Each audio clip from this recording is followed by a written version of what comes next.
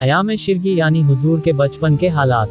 अल्लाह ताला का बड़ा एहसान है कि उसने हमें अपने महबूब सरवरे कायनात हजरत मोहम्मद का उम्मती बनाया, और दुरूद व सलाम हो उस ज़ाते पाक पर जिनके आने से कुफ्र की अंधेरियां छट गईं और हिदायत का सूरज तुलू हुआ।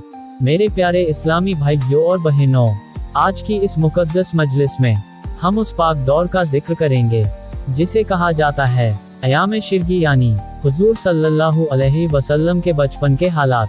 वो बचपन जो आम बच्चों जैसा नहीं था, बल्कि हर कदम पर नबूवत की निशानियां लिए हुए था। विलादत के बाद का इंतजाम। विलादत एबा सआदत के बाद मक्का के दस्तूर के मुताबिक सरकार दो आलम को हजरत दाई हलीमा सादिया रदियल्लाहु अन्हा के सुपुर्द कर दिया गया।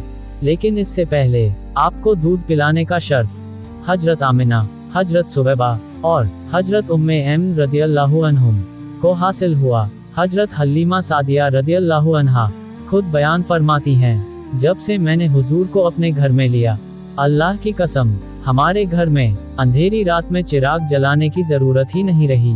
क्यों? इसलिए कि पूरा मकान आपके चेहरे ए अनवर के नूर से रोशन रहता था।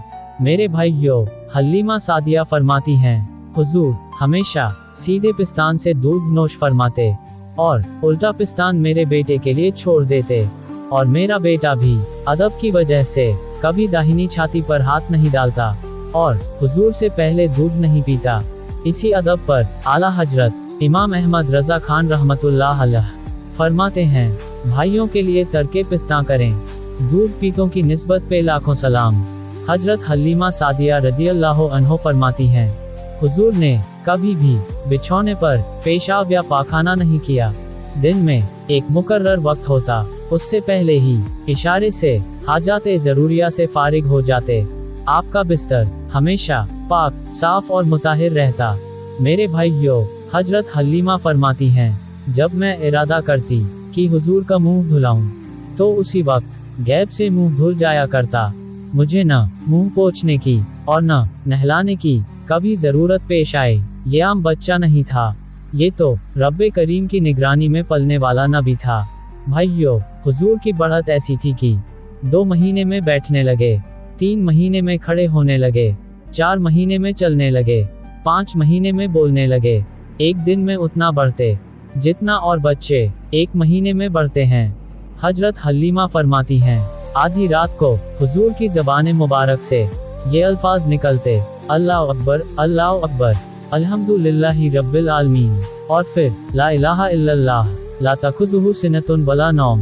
बचपन में भी मकसद 10 महीने की उम्र में कमान से तीर चलाते थे, और जब बच्चे खेलने को कहते तो फरमाते, हमें अल्लाह ने खेलने के लिए पैदा नहीं फरमाया, और हर चीज दाहिने हाथ में बिस्मिल्लाह पढ़कर लिया करते थे। मेरे प्यारे इस्लामी भाइयों, ये हैं हमारे नबी के बचपन के हालात जो हमें अदब, पाकीज़गी और मकसद जिंदगी सिखाते हैं। अल्लाह पाक हमें हुजूर की सच्ची मोहब्बत और सुन्नत पर चलने की तौफीक अता फरमाए। आमीन या रब्बुल आलमीन। सल्लल्लाहु अला मुहम्मद सल्लल्लाहु अलैहि वसल्लम।